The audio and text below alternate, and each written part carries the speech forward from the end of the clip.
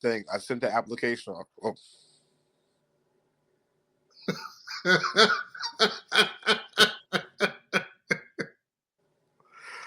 5, 4, 3, 2, 1. This is Ted Hicks for Late Night Parents. Ways to follow the show, latenightparents.com. We got Danny Thompson in the queue. I don't know what we were just talking about, but we're gonna clip that part off, or we might just leave it on. Danny, how you doing? You know what? I mean, after actually watching real basketball, say from 3:30 to about 6, I'm okay with not watching basketball from 7 until the end of the regular season tonight. I'm okay with it. I guess you're talking about the Boston game and then the upcoming Golden State Warrior game, which I'm like... There's 15 games on the schedule today. 4 of them mattered. When everybody else got bench starting at 7 p.m., it's time to figure out something on Netflix for tonight. Yeah.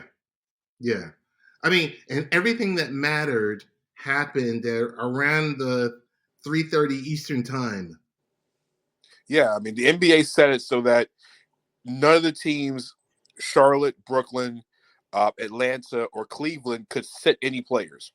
They basically made everybody play as hard as they could because those are the 4 games that really meant a lot. Philadelphia realized that they're not really worried about Toronto as much as Boston would be. Milwaukee basically just sat everybody and played Drew Holiday for a grand total of 8 seconds. So it is what it is. I mean, like I said, Boston, I think, is cruising over Memphis. And so Boston, I think, will take either 2 or 3. They'll take the 2. And Milwaukee can, I don't want to say this, but Milwaukee decided to avoid a potential first-round matchup with Brooklyn really? by losing today against Cleveland. So who, if they get out of the play-in, who are they looking at? If Brooklyn wins on Tuesday, they'll be playing Boston in round 1. Whoa. Without the Time Lord. Without Robert Williams. It's the lesser of the 3 evils. See, I've got friends at work, and I didn't want any excuses, so I didn't want Boston until the Time Lord returned. Yeah, I mean, but the thing was, if Boston were somehow to fall, if they were lost tonight, it's with the record situation, they would have slid all the way down to 4. And then, Ted, we fight the vaccination rule if you're a Celtics fan, because as of right now, Jaylen Brown and Al Horford are unvaccinated, which means they'll be ineligible for games 3, 4, and a potential game 6 against the Raptors. Tone, what's going on? Tone Capone is in here. Tony. So wait. Toronto does present a problem. Toronto presents a problem. So the only team that didn't have to worry about the Milwaukee Bucks didn't have to worry about it. The Bucks and the Miami Heat are fully vaccinated. That's been around the league. Everybody knows they're fully vaccinated. Boston's not fully vaccinated, and neither is Philadelphia. Right. So as far as the first round opponents go, that was the issue. Okay. Philadelphia, if they're in the 4 spot, will lose Matisse Thybulle for games 3, 4, and 6. So that means Pascal Siakam, if he gets anybody, would basically have a field day in those he's games. Gonna run wild. And Siakam should be Eastern Conference Player of the Month for April. The way he's been playing for the Raptors this month. So.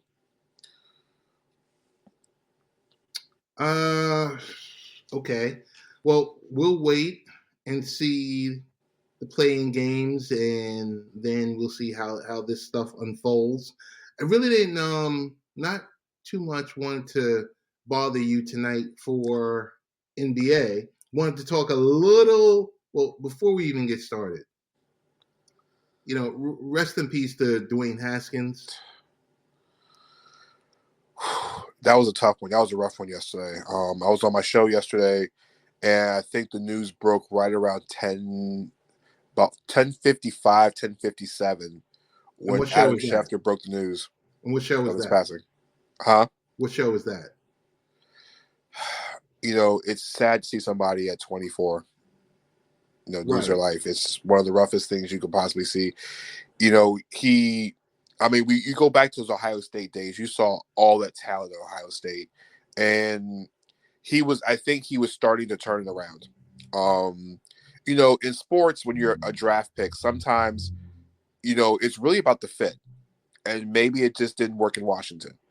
But he was given a second chance in Pittsburgh, and Right. Roethlisberger had retired, and he was down in South Florida working with Steelers wide receivers and running backs, and even Mitchell Trubisky. So you can tell that he was working himself. Listen, he had a chance. He had a rifle arm. The kid can play. He just needed the right opportunity, the right people around him. And I think that before yesterday, I think he was starting to get into Pittsburgh.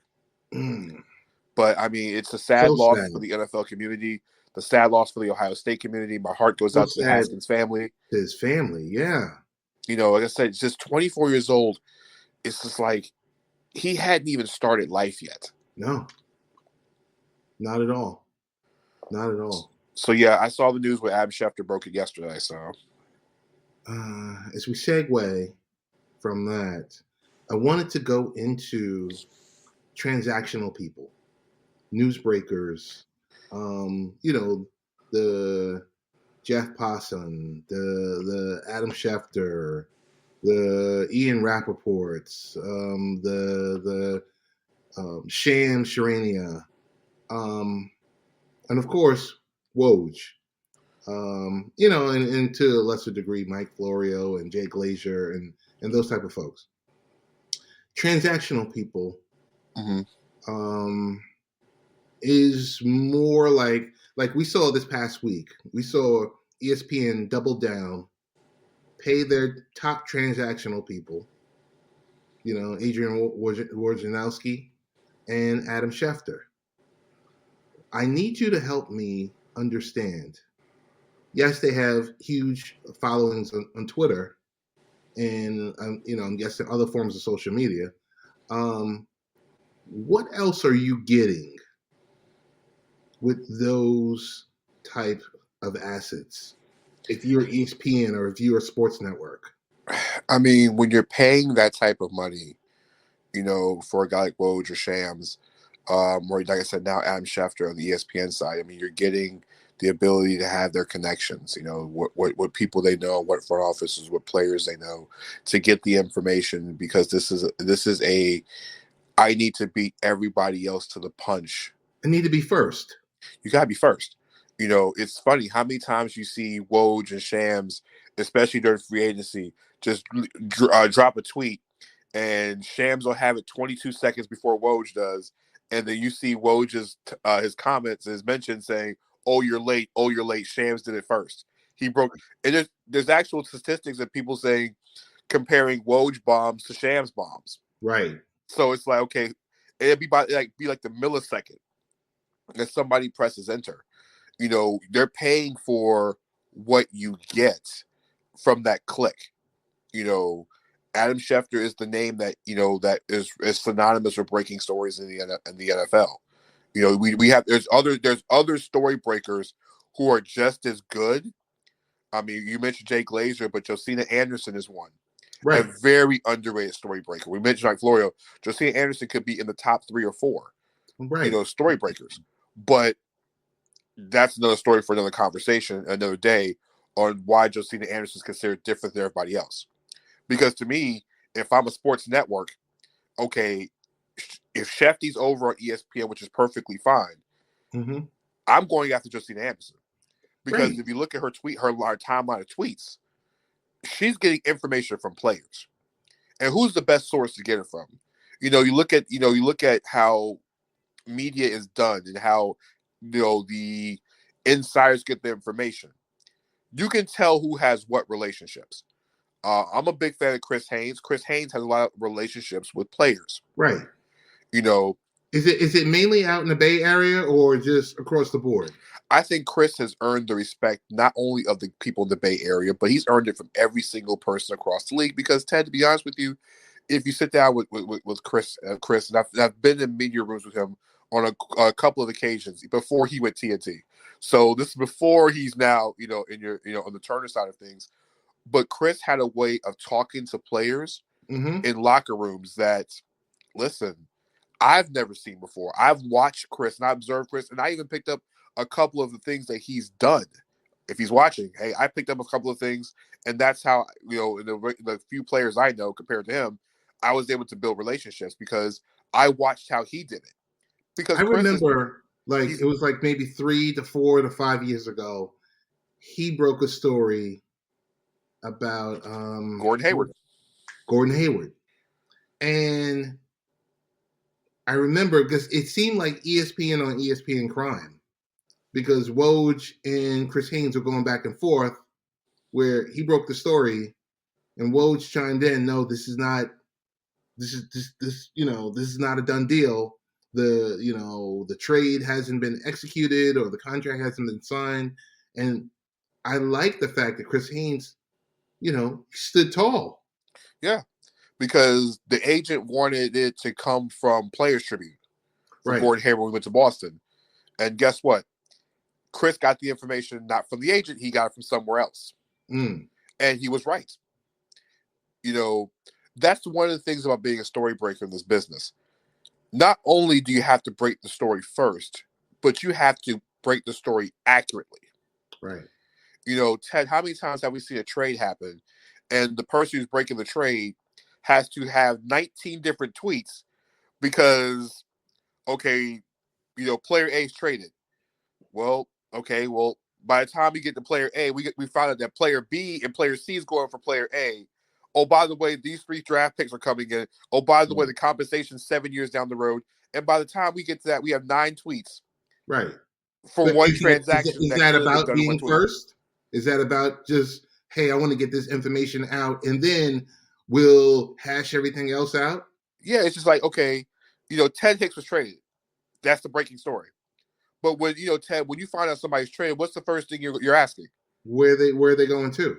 And who got traded in return? And who got traded for them? But when you look at those tweets, a lot of times you don't have the entire trade. Like trade deadline days are the funniest tweets because you're watching Roj and Shams and Mark Stein and Chris Haynes and the best story breakers league breaking trades when the majority of them don't even have the information. Majority of them don't have the information. Sorry about that. It's funny. Now, when Chris drops a story, it's majority of the time he has everything in there. Okay. But watching Woj and Shams is literally breaking a trade and then seeing like 9 other tweets about the trade because they had to update it or fix it. It's funny to me.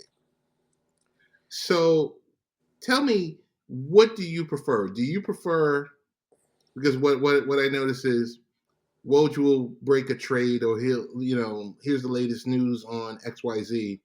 And then I guess he has a team behind him that's putting together the actual story for him on ESPN.com. Or is he actually, or are the Newsbreakers actually going into WordPress, posting the information, and then having the editor run through it and everything else? How does that work? That's the answer I couldn't even tell you because I don't know how that sauce works. I would love to know because it kind of the articles look similar in some cases when the story is broken. So I don't really know the answer to that question. The other thing I marvel about it sometimes. Woj will break the story, but he'll say, "I'm reporting on this." And what was the name of the LeBron James reporter who got a job with ESPN? Brian Windhorst. Brian Windhorst. This is Woj, Brian Windhorst, blah blah blah, and I'm like, well, wait a minute, how many different people are on this? I mean, that's with anything though. Anything in the ESPN family, you realize that if a story breaks, it's the writer plus Woj. At the end of the day, I mean, I guess it's confirmation. I'm not sure how it works. That's one of the reasons why I didn't get into news breaking. I'd rather talk about the trade after all the pieces are done. After the fact. Yeah, I like to talk about how the trade looks in all pieces. The story breaking stuff, I will leave it to Woj. I'll leave it to Chris. I'll leave it to Shams. I'll leave it to the guys getting paid the bigger bucks. I'll just write about it afterwards. Wow. Okay. It's just, to me, it's funny because this news is being broken on Twitter, a site that we all have access to. Mm-hmm. And I think it becomes more about the person than the organization they stand behind. It is. I think it's, transactional. I mean, we could go back to yesterday with Dwayne Haskins passing and how the tweet was presented. Yeah. To the mainstream, Sloppy. to everybody. Disrespectful and sloppy. Yeah, I mean, but it's been a growing trend, over the last, year and a half, 2 years when it comes to tweets like that. It's not about, what the real meaning is. It's just trying to make it sound like a transaction you see on the little daily blurb. Ted, you remember, Ted, when you read the sports page, they had one page that had all the scores, all the standings, and the little transactions in the corner. Right. I mean, you're trying to fit everything in 140 characters or 240 characters or whatever Twitter has, but, it's not about, these are people. Athletes are people. And that's sometimes not just journalists forget that, but common people forget that these athletes are human beings like the rest of us. It's true. It's true. This is Ted Hicks. This is on Late Night Parents. We're talking with Danny Thompson. Danny, quickly segue to new MLB season. Excited, happy, glad that, they had to go through the lockout to make the necessary changes so that the whole millionaires versus billionaires spiel is done. We're getting a faster game, a quicker game, a much more competitive game. We're going to see, different aspects through the season. I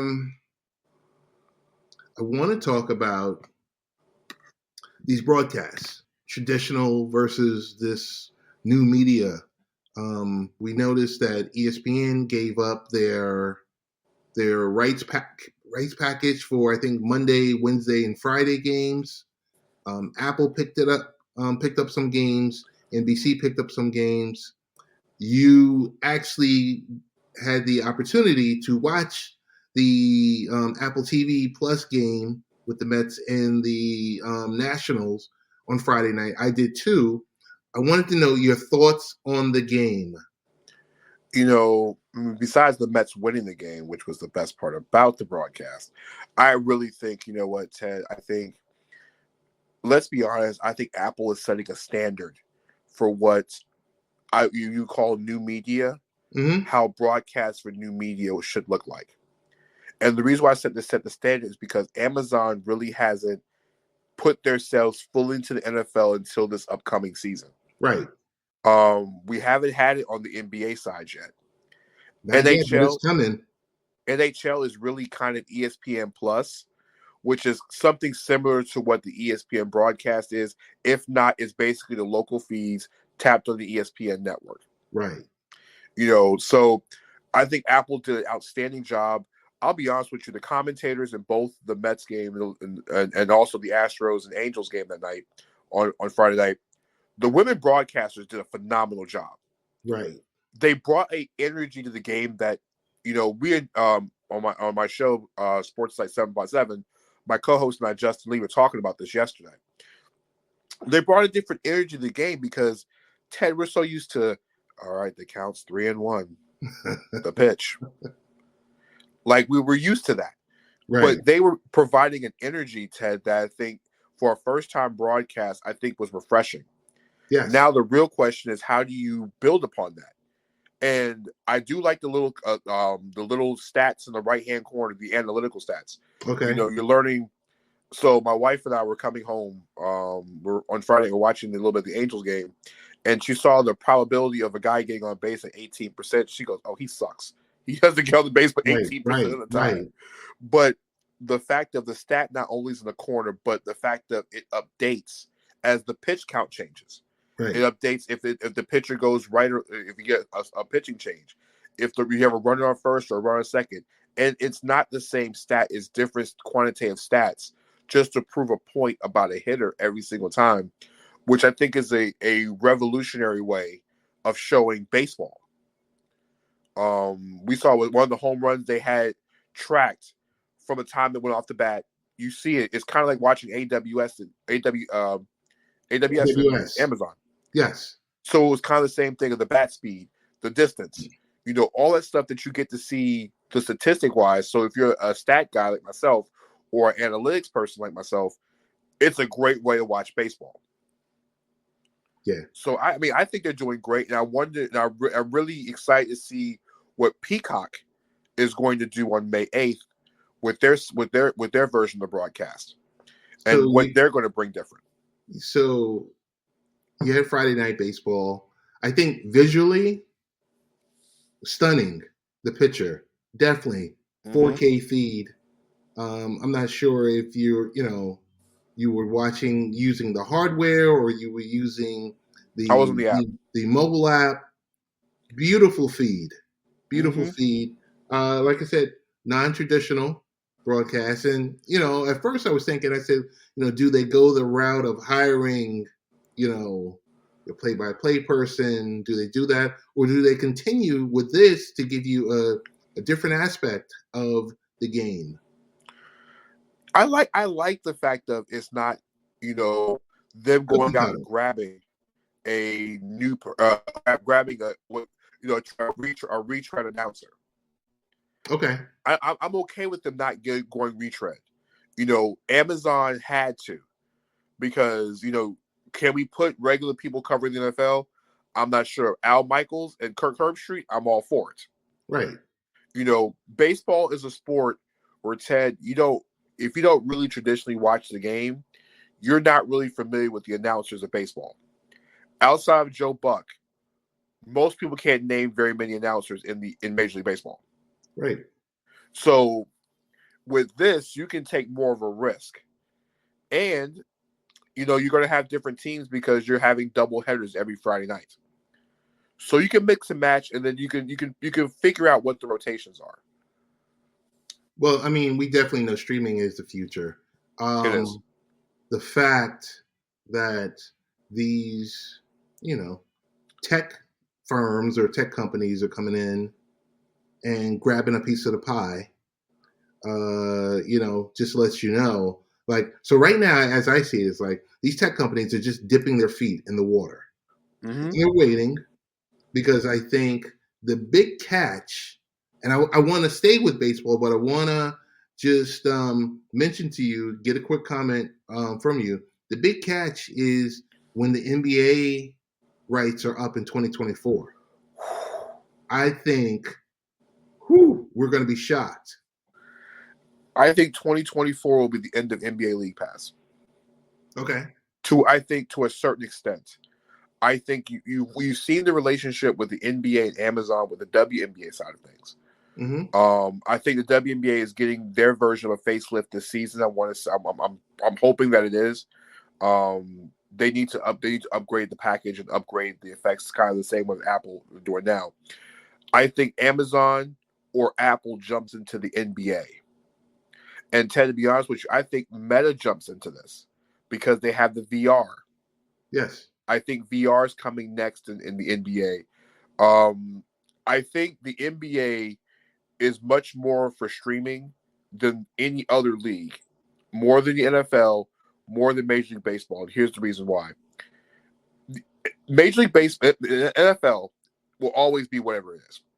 NFL can be on two networks and everybody's going to watch on Sundays. Right. It can be littered with traditional legacy networks and streaming networks, and the numbers are going to be through the roof. Yeah, you don't need streaming networks for the NFL. NFL sells itself. You can have CBS and Fox every Sunday without streaming, and you'd be A-okay. Okay. The reason why that Amazon got the Thursday night package is because, let's be honest, Fox and NBC over the years, they kept getting the terrible games on Thursday nights. Right. So, of course, they were dumping the package. No one wants to watch. I mean, before last season, No one wanted to watch the Bengals and Jaguars on a Thursday night in October. No.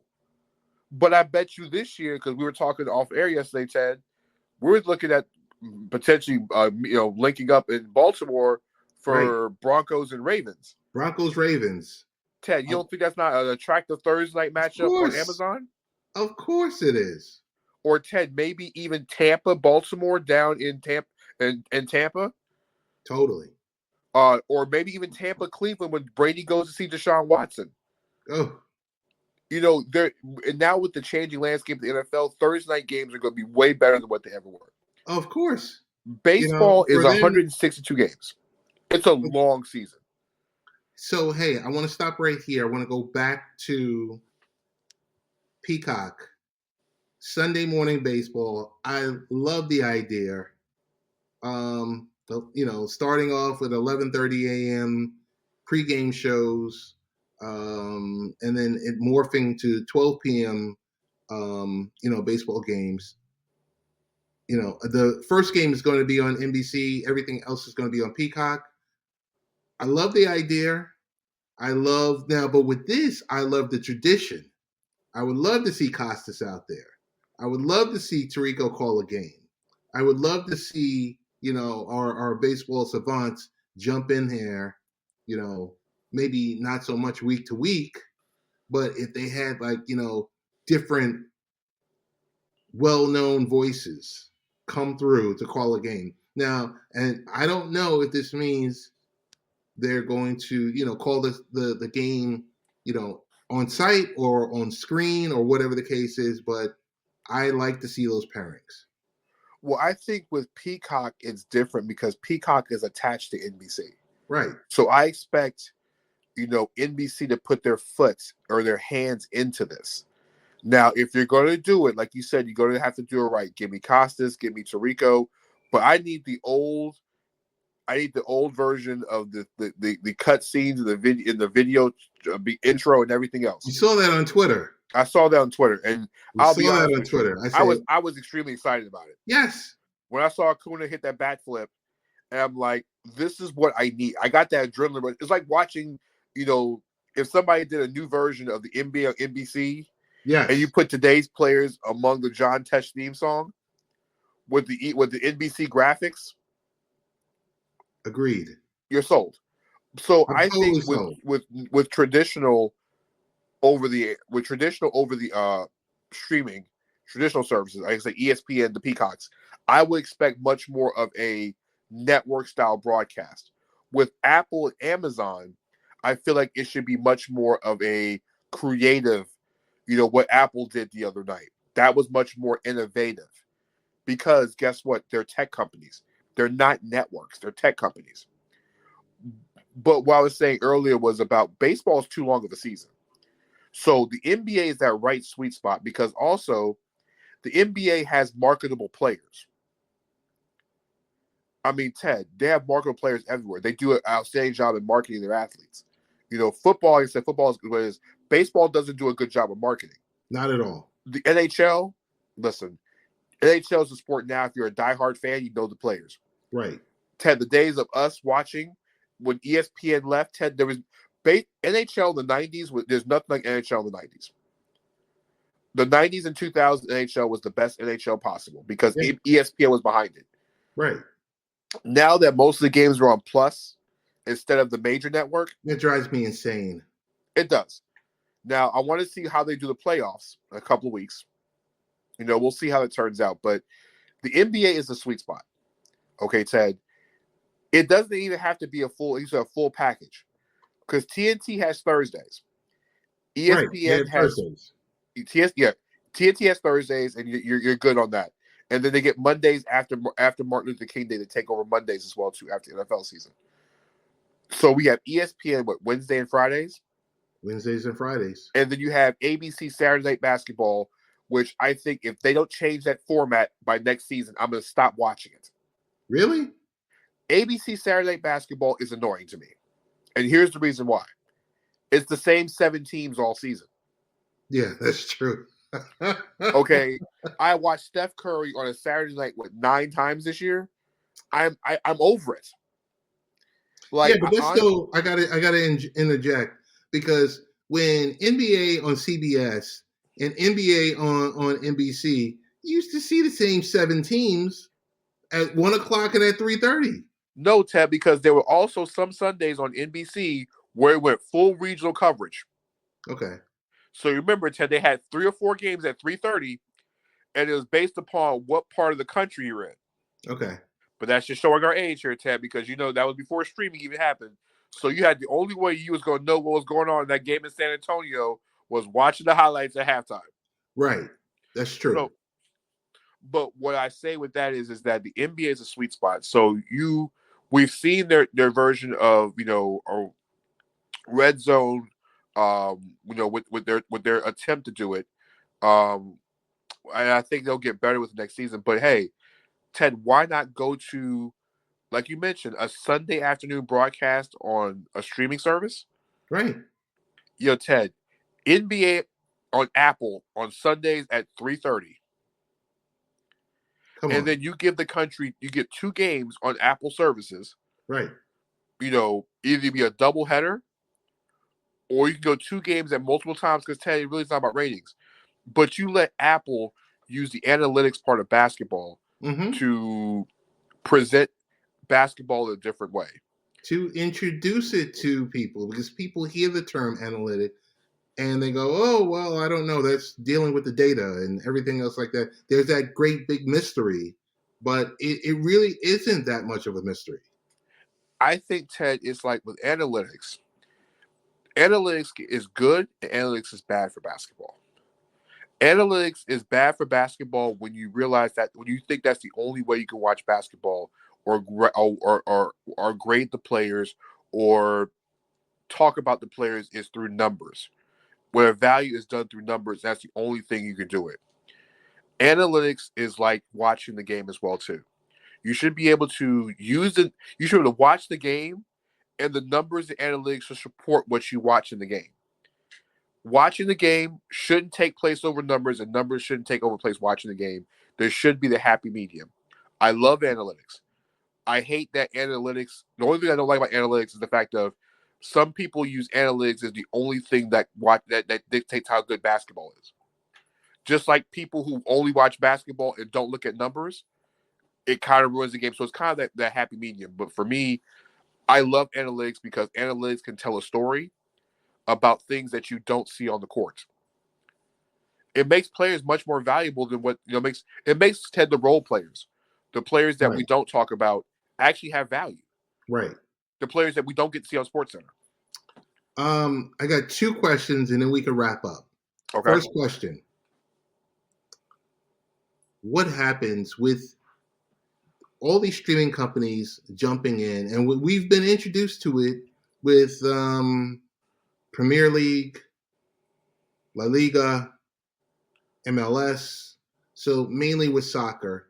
We're getting introduced to it also with NHL packages. Dude, these games are all over the place. So if I'm a legacy fan and I open my eyes and I get ready because I said, hey, I want to watch the Yankees and I want to watch them on WPIX in New York, and those games are no longer available, and I'm being told that I need to have an Amazon Prime subscription, or it's to a point where I'm flipping channels. The reason why the Thursday package didn't work was I go back to maybe 3 to 4 years ago when the package itself, which has always been a horrible package because not being able to flex it, you didn't know if it was on Fox, CBS, NBC. It's just, I guess the question I have for you is the common fan, will they get lost and caught up in the shuffle of these sports leagues being so greedy and sharing their packages, sharing various packages with these networks because sports sells? Will the everyday fan just fizzle out? No, because I think with everything in technology, it forces you to have to upgrade nowadays. I mean, Ted, gone are the days, you remember the olden days, Ted, where you can use a rotary phone for everything. Yeah. And now, in order to talk to people, you have to have a smartphone in most cases. Even even our legacy networks have turned to a digital format. ESPN is basically sending people to Plus. Pretty soon, I think Turner and HBO Max are going to be buddy very, very, very Oh yeah, very sooner soon. rather than later. I mean, they already because HBO Max already has what the United States soccer team, men's and women's, going forward. The Mm-hmm. NHL is going to be going there pretty soon. And I'll Yep. be honest, if the NBA really gets serious, they can go to HBO Max. Yeah. I think the common fan nowadays, Ted, what we're really gone is our legacy networks, Ted, the WPIXs, the local networks, they lost their games to the regional sports networks. Yes. So what needs to be done is the regional networks need to be able to reach homes. One of the main issues, Ted, to be honest with you, with these regional sports networks, you look at Bally's. Mm-hmm. Bally's had an issue with almost every single team that they've been dealing with all season. I can give you an example. Today in Charlotte, the Hornets game for the first quarter and a half was not available in the Charlotte area. So all the Hornets fans who were watching it, who actually are territorial restricted to the Hornets, were given the Hawks game Wow. during the middle of the Hornets game because there was a complete technical issue with Bally's, and they forced everybody to go to the Bally's app to watch the game. It's grimy. Ted, the days of us, like I'm in Charlotte watching games on WJZY, those days are over. Right. The local networks, the local channels, the homegrown games, Ted, WPIX, WWOR in New York, those days are over. Yeah. Everybody's giving their games to these regional sports networks. Ted's not the streaming, it's the regional sports networks being greedy and trying to sell Right. these networks at an absorbently a high number. But how it impacts the fan, like the fan It doesn't forces see the you to pay cable dollars and prices. cents. Oh, say it again. It forces you to pay cable. Yes. It And forces you to say, can I have my cable bundle back? well, Ted, you can have your cable bundle back, but you're going to take these channels at this cost, and your bill is $300. Yeah. Your cable bill is the equivalent of a car payment. Yeah. You're not lying, because when I was a DirecTV subscriber, we were at the point where the cable bill was $2 and change a month. It's crazy because it's now DirecTV is cheaper than cable. We're at the point now, Ted, where DirecTV and Dish Network are cheaper than your local cable package. All I right. can ask my wife if we were going to get Cox here in Virginia, how much would Cox or Verizon run us a month just for cable? And I bet you we can find a DirecTV package for $39.99 a month that would give us the sports channels that is almost $100 cheaper than what basic cable is. All right. I want to go NFL centric with you, but it's still on the topic of streaming. What's your thoughts on potentially NFL Plus? NFL coming out with its own streaming service. I mean, don't they? We got Sunday Ticket. At least, hopefully, if they come up with NFL Plus, can we get the games on replay without having to use Game Pass? Well, I think the Game Pass is going to get renamed somehow and sucked into this NFL Plus. Then you know what? If that's the case, I'm all for it. Here's the reason why. One of the hardest things to do with the NFL is that because all these games are played at one time, all these games are played, you either have a 1 o'clock or 4 o'clock window. And if you don't have DirecTV or if you don't have, Ted, Red Zone, which is still the best thing in sports. The best thing ever. Best thing ever. If you don't have Red Zone, even if you're watching Red Zone, you still want to watch your Falcons, your Jets, or your Ravens play. Give me Game Pass and let me have access to the game 3 hours after it's over. Mm-hmm. Because, Ted, there's so many people who work on Sundays that Right. miss their team's game, who Right. don't, Ted, have a DVR at home. Mm. Let me be able to watch my game give the networks 3 hours. That way they can chop it up without commercials. If a 1:00 game is on, I can be able to access the game right before the Sunday night kickoff. That way I can watch something just in case the Sunday night game is terrible. Okay. Would you say thumbs up or thumbs down, potentially NFL films going to Netflix? Thumbs up. Okay. Reason being is now because on Netflix, we can really get the uncensored version of everything that goes on. Yes. Give me NFL films as production on top of Netflix's ability to be open. I'm all for it.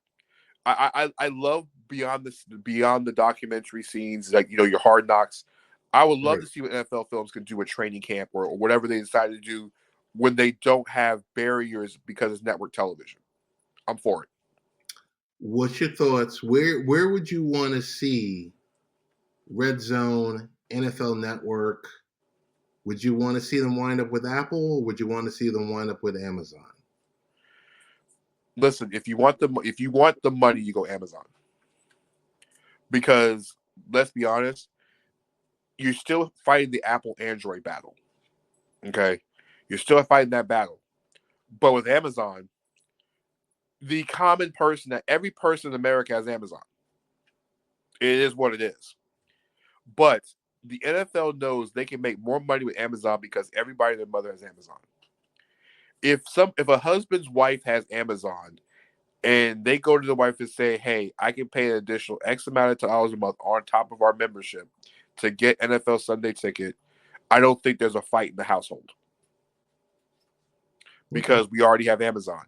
And Ted, to be honest with you, Amazon can raise they're about $3 a month, Ted. If you want an NFL Sunday ticket and change your bill by $3, do you know how many people is going to subscribe to NFL Sunday ticket for the additional $3? Yeah.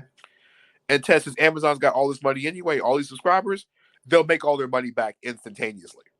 With them going from $119 a year, I remember when it was $99 a year. Uh-huh.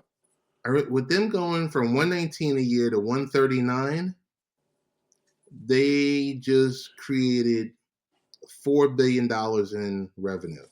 Ted, if you go from $139 to $149 and just get the Sunday ticket option, the additional $10 a year, Ted, that's what, 80 cents a month? Yeah, and that's another $2 billion in revenue per year. Per year. And then, Ted, how much did Amazon pay for the package?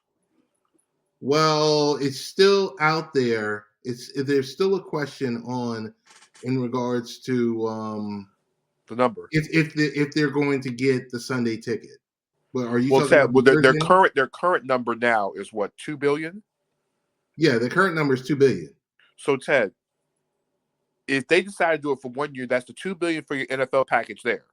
Right. If you give the NFL additional $4 billion for Sunday ticket, within 3 years you made all your money back. Yes. And you might get even more. Mm-hmm. Because, Ted, you say they went $20 a year and made $4 billion in 1 year. Right. You raise it for $2. You raise another $20, Ted. You made all your money back within 18 months. Right. The big question would be how many people. And you're talking about 200 million subscribers. Yep. So do the math. The math is right there. Will they get every of the 200 million? No. What's the number of football fans that will agree to another increase? We don't know. I'd say 65%. Okay. I think 65% of football of Amazon subscribers would pay the $20 a month to do it. The $20 a year to do it. I mean, Ted, it's they say if me and you talk about all the time about the yearly and the monthly. Yes. So, Ted, you're talking $20 a month, but if you raise your bill $2 a month for the pay monthly, imagine how that's going to turn out. Right. Because, like you always said, we always talk about giving people options. Well, if you pay for the whole year, you add Sunday ticket. If you go month to month, you can cancel at the end of the NFL season. Right. So, Ted, what do? You get, like you say, you give people a la carte options and let them buy what they want. You're going to get your money regardless. You will. You definitely will. What was the other thing that I was going to mention to you? We talked a little bit about everything. I don't know. I kind of like Apple getting, Apple pushing out Yahoo, because those deals, the Yahoo, the Verizon deal for the mobile is expired. So I would like to see if that went to Apple TV, because I think. So let me put together my thoughts here. They've squeezed all they can out of the legacy networks. Mm-hmm. Now you're dipping your toes into the Amazon and the Apple and potentially Netflix. But the mobile piece of it, I would like for mobile to go to an Apple or even a Google. I mean, like I said, it's just really. I would love to see what Google can do if they get their hands on something. Right. I mean, Ted, Google's the only major tech company that hasn't jumped in the sporting realm yet. Right. They're on the data side, they're the analytics side, the data side, but Ted, we haven't seen what they can do. And Google, like you mentioned, prints money. But when you have a billion of these devices out there, that's how you make your favorite sports. The big question is always about how do they get younger? They get younger if you bring it to the mobile phone. Hey, if Kathy Engelbert's listening for the WNBA, hey, you're trying to get more people in your hands, go to Google. Go to Google. See if Google will help. Google. I mean, Ted, maybe Google might come in and take the NFL package. Who knows? I mean, but I think the crown jewel is the NBA package.